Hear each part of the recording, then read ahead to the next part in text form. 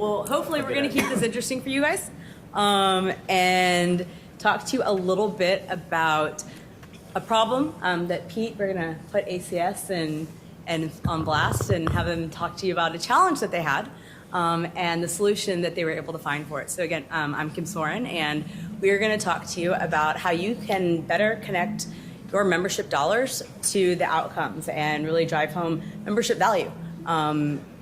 A lot of people in here are trade associations, so they have to be members, but what happens if they don't? How can you do more? So for those of you in the cheap seats, maybe can't see us too well, we've got some headshots up there, but my name is Kim Soren, and as Kevin said, I'm with Aura Innovative Technology. We are an Oracle NetSuite solution provider, and we also do pretty much anything association tech related. So if you've got association problems, we've probably got some solutions.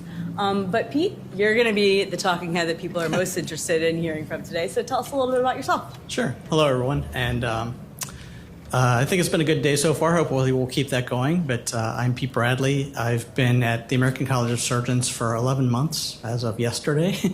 But I was at another association for 23 years before that. So I just like working in associations after coming out of consulting as a youngster, if you will, because I like doing work that is helping others. Originally, dentists in my first association and now surgeons. So I just find it work that really makes me feel good when I leave work every day. I like that you like helping dentists, because I don't think many of us enjoy going to the dentist. I don't either, so it's fine. See, but you're so altruistic. Yeah. And I don't like going to the surgeon either, so.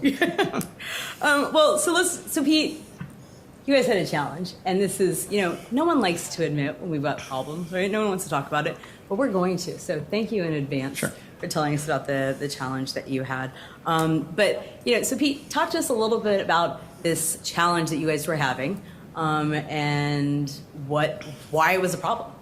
Sure. So the membership division at the ACS had always wanted to work, I think, closer with the chapters. There's, I think, about 65, so getting the numbers right, chapters across the United States and then international, but basically the domestic chapters. How could they work better with them? The chapters kind of, they're their own legal entities, they're off on their own, but their members have to be ACS members, but not vice versa.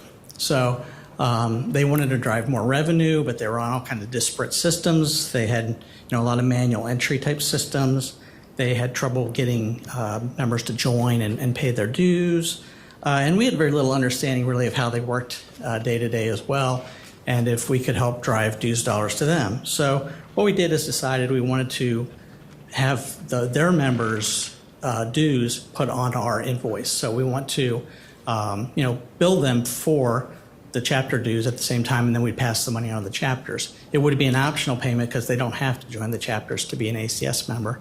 But it would maybe help drive more revenue to them, and would also allow us to coordinate better. And we also, as part of that, wanted to give them better reporting capabilities. Right now, if they're on postcard or post-it note systems or whatever, they didn't have good data on their members, most likely in a lot of cases, especially the really small ones, like in Idaho or something like that. So we wanted to give them a reporting tool that they could access on their own without coming to us. Okay, so Pete, we're gonna have the audience give you guys a virtual hug here. How many of you, by raise your hands, have trouble taking all of the information about your members in these disparate systems and really reporting on them in a way that gives you any kind of 360-degree view of your members and knowing what they want, what their value is, and have to deal with a lot of manual entry? Anyone in here have that problem? No? You guys all have a good handle on all your data? Okay, well then I'll give you a virtual. All right, well, I guess you're a little alone, but tell us a little bit about, before I go into that, I just wanted to let you guys know that a research report that recently was done by Oracle NetSuite reported that about 55%, over half of nonprofit executives, they are tracking their data about their members, and they do want to better tie the information that they're gathering into all the revenue that's coming in and the expenses that are going out to the outcomes that they're providing to the community, right? So whether it's to your members through advocacy, what you're doing as a whole. But there's a lot of barriers to that, and they're not doing it well. And more than half of them say that as well. They don't have the tools. They're dealing with data silos. They're working in multiple different disparate systems. And then because of the manual entry and error that goes into that, the information that they're getting out isn't really reliable. It's not something that they can actually count on. So people kind of just stick with what they've got. It's broken. Why change? But Pete, you guys didn't just sit on it. You did not just say, I've got a problem. I'm not going to, I don't want to change. It's hard. Work is hard. Associations have very complex business models. I don't need to tell any of you in the room that. So you could have just scratched your head. But instead, you did not pull a Homer Simpson. You went up and did some complex, this is what, chemistry? I don't know. But you went to the chalkboard and you really went to solve a problem. So tell us about how you went really about addressing this complex business problem and your thought process around it. Sure. So we kind of took a view from really high up and said, what could we do to help the chapters? And hopefully that would then also help us over time as well, learning more about our members and getting more revenue. So we looked at it from really high up and decided what we wanted to do was help in a small way that we could really kind of prove the concept. Get build an ROI over time. And we did that by deciding that we could do this one small thing, which really isn't that small when you get into it, but we thought it was, of collecting dues for them and then giving them the money as we collected it. Because that way, then they don't have to deal with, probably 50 different systems across the 65 chapters to collect dues. And they could use our one system. Also, we could look at building something that they could get data out very easily. So a web portal type system that they could pull data on their members and their potential members. So by doing this, we could build things small, and if that works and we get enough chapters to sign up for this over a year or two, then maybe we add more features to that web portal or do more things for them. And so we looked for a solution that would allow us to not spend too much money initially, but if things started working out the way we hoped, we could spend even more and get more features and functions to those societies. So Pete, you just touched on something that I think is very interesting, and as a solution provider, something working with associations we deal with a lot is that when you go out and you're dealing with cross-departmental gathering information, what are your problems, what are your wants? You've got these nice-to-haves and must-haves, and you've got a limited budget. I worked in association, in the field for about 10 years, and I remember I had one vendor who came to me and he said, your board members have got champagne dreams on a Miller Lite budget. He's like, I cannot do all of these different things for you. What do you need now? What can we possibly, buy now and then build on it for the future? So talk to us a little bit how you narrowed that down and what you identified as your absolute must-haves in a new system. Sure. So initially, our first thing we really wanted was it had to be in the cloud. Because we've got these chapters all over the country and they're not on our network, obviously, because they're their own societies. We needed something that everybody could get to. So it had to be in the cloud and easily accessible for them. It had to have security around that as well. It also, again, as I mentioned, must be able to grow with us. So as we decide to put more and more functions out there, this thing needed to be able to easily take care of those functions. Some things that we also really wanted was robust reporting. We really needed that because if we can't report on this data internally at ACS or the chapters can't get those reports, then the whole thing kind of blows up and it doesn't work. So it needed to be something that could be reporting, could do that reporting for us. Yeah, Pete, and it's no secret, ACS is a pretty large association. You've got money, but you still are stewards of other people's dollars, right? Mm-hmm. So when you were looking at, the budget, what were you you mentioned you were looking at something that you could grow into. Mm. So tell me a little bit more about what went into thinking about, that really the risks. So what give us a SWOT analysis 101. Sure. How about that? Yeah, sure. Tell me what were the risks? You had this budget. What were you willing to give up? What did you have to have? What were the opportunities that you saw that maybe if you were going to spend a little bit more, there would be value in Sure. that dime? Yeah, so just basically doing a SWOT analysis, the strengths were we really knew our systems internally. We've had them here a long time. When I came to ACS 11 months ago, I already knew the system that was the main database for us, Aptify. And so I worked on that at the ADA and put it in. So I really knew that. So we knew our systems really well. The weakness is that we didn't really know the chapters very well, at least from my understanding. I'm sure there are some people at the ACS that do, but we just didn't understand how they worked. We don't know what systems they have, and what needs they would really have. So we had to, really kind of, that's one of the weaknesses that we did have. As far as opportunities go, we had an opportunity now to help these chapters get more revenue, and as well as get more data for us and them. And so that was our big opportunity that we really wanted. But the risk is, what if we do this and 3 chapters sign up? 3 years from now we have 5 chapters. It'll be a total flop. So we want to make sure, that's why we want to start small, so that we can lower that risk if it doesn't work out. We think it will. We got a lot of chapters who are interested, but that's the risk we have. And we've worked with ACS for quite some time. We know you've got not 99 problems, but you've got more than one.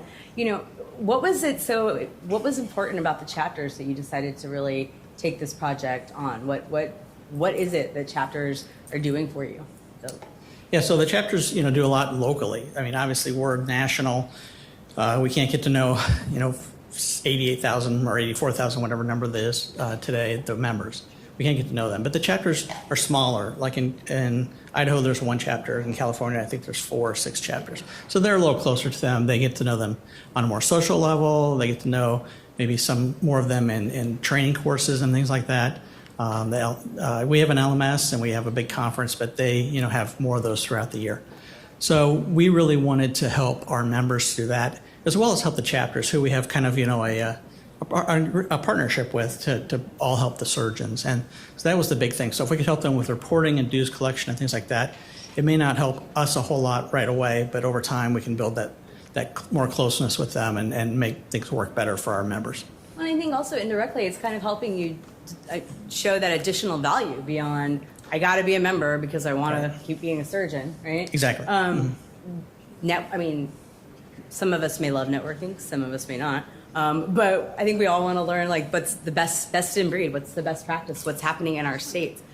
So I really like that you went to a heart of a problem with your chapters, where you have an additional opportunity to deliver members, and really went there. Yeah, exactly. So obviously you came up with a solution. Yeah. I'm sitting here, I'm dying. I got to know what did you guys choose? Who was the winner? And tell me a little bit more about that. It was who? Oracle NetSuite. Wow. Okay. Oh my gosh. What a surprise. So Oracle NetSuite, it's an ERP, and we'll talk a little bit about that. But what was it about the ERP, about the RFP, other than how wonderfully it was written, that really helped you think that this was a good choice? Yeah. So we went through an RFP process, and this was one of the 3 with Aura, and we really felt that they came out ahead based on several options. First of all, they're in the cloud, but I think the other ones were as well. But really, the nice thing we liked is that they were a platform as a service. We get free annual upgrades. We have a team that we can partner with over long term with Aura, and so that really helped. The quality of the RFP was really good. It really understood our needs, and so not having NetSuite in house, at the ACS. Was a bit of a risk, but we thought it was a good one after we looked into what their solution was and how it could grow over time. So for those of you who aren't familiar with NetSuite and what it does, it's an ERP, and that's an acronym, which every single one of you in here is an acronym, and it stands for Enterprise Resource Planning. So what that really means is it's one system to run all of your back office operations in a single, true cloud, very first company in the cloud-based system. It's financials at its core. So no matter how you use it, ACS isn't currently going to be using NetSuite strictly for the financials. The accounting department isn't going to be running on it. But they have the ability to, and they're never going to have to re-implement the system. They can grow into it as much as they like. So if they really like the chapter portal, they can go in and they can move all of accounting onto it, and they've already got this system. It's kind of like if you could buy your dream plot of land and say, I really only need a 2-bedroom house right now, but whenever I'm ready to build that tennis court and the sauna and the guest house and the pool house and the pool, obviously, I can, and I'm not going to have to do a re-implementation.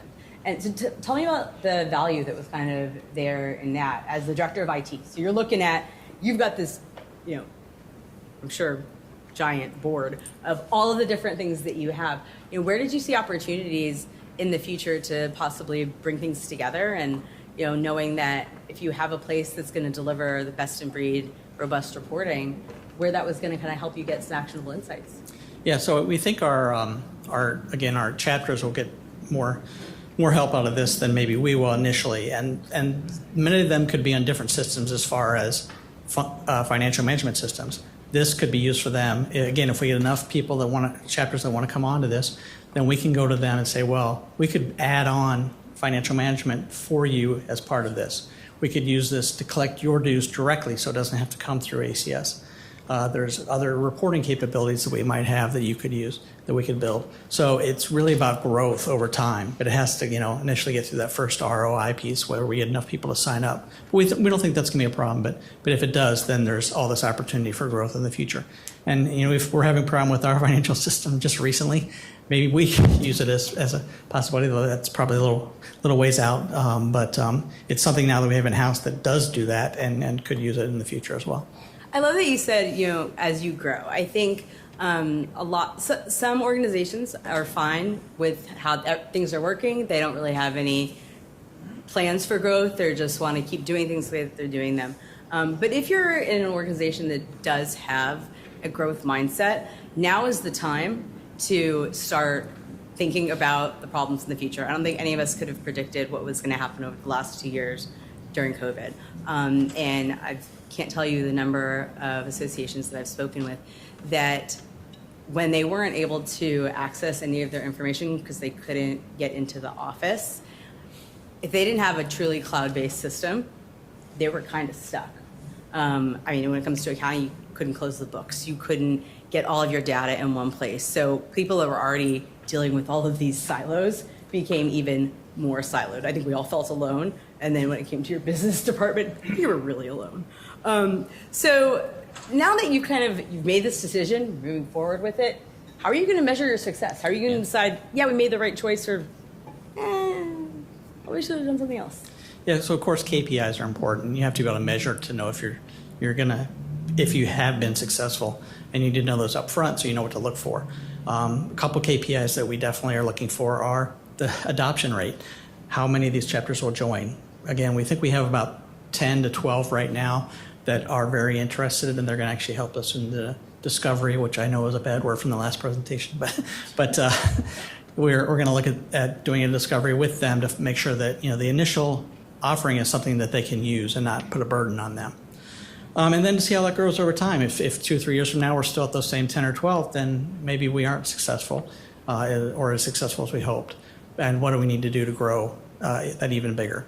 Another one would be to increase the amount of members themselves who pay both dues at the same time.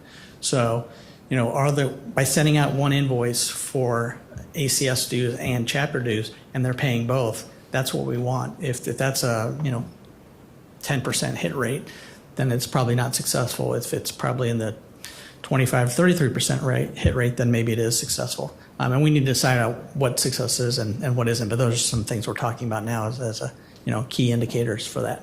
I'm really excited about Aura's really excited to speak for the team. Because we're going to be using the open API functionality that NetSuite has to bring in mission critical information from some of your other systems. You're going to be able to really drive those reports and look at them and really analyze what's working, what's not. What do your members want? What do the chapters want? Where are you getting the value? And then kind of be agile and shift in things. And I really like that you said that you're giving yourself a couple of years. I think anytime any of you that have been through implementing a new system, that it's probably not in your top 5 most favorite activities that you've ever done. At least I've never heard anyone say that.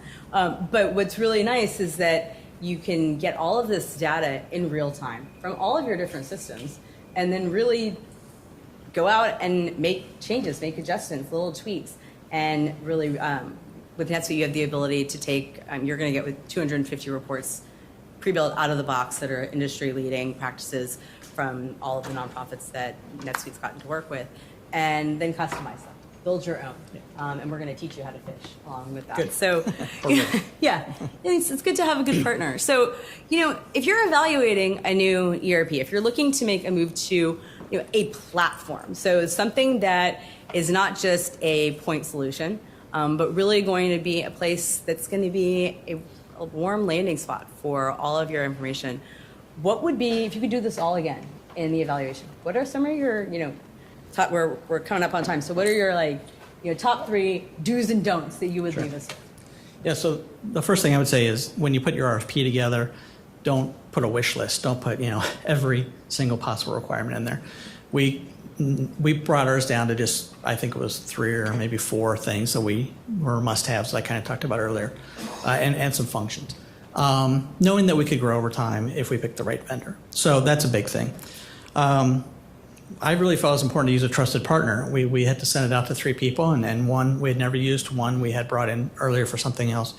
But with Aura, we had, and that wasn't what drove us to pick Aura, because if they blew it on the RFP, we would have picked somebody else. But it was important for me to have a trusted partner because I'm so new there. I'd worked with Aura and the other association a little bit, and I knew that they were heavily involved with work here at ACS. So that was important to me. The last one I would say is don't evaluate alone. We in IT, send it out with a little help from, not a little help, some help from the member services team. But we also didn't do the picking. We picked internally in IT who we thought was the best, but we didn't tell the member services team who we picked. We asked them for their evaluation based on everything we got back. And fortunately, they picked the same one, NetSuite, with Aura. And so that worked out. But that way it doesn't put it on us if it's a bad choice, I guess. But it really gives them buy-in to the whole process as well. And I thought that was important. Awesome, thank you. So I think we are at time, and we did want to open up to Q&As. Hopefully, if you have answers, we have solutions. But come find us. We'll be right out there where you walk out this door. Can't miss us. I'll be standing right there in a black dress.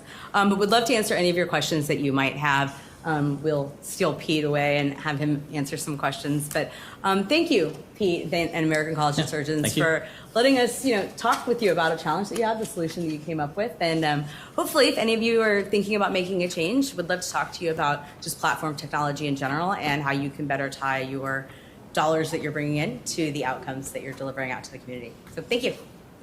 Thank you.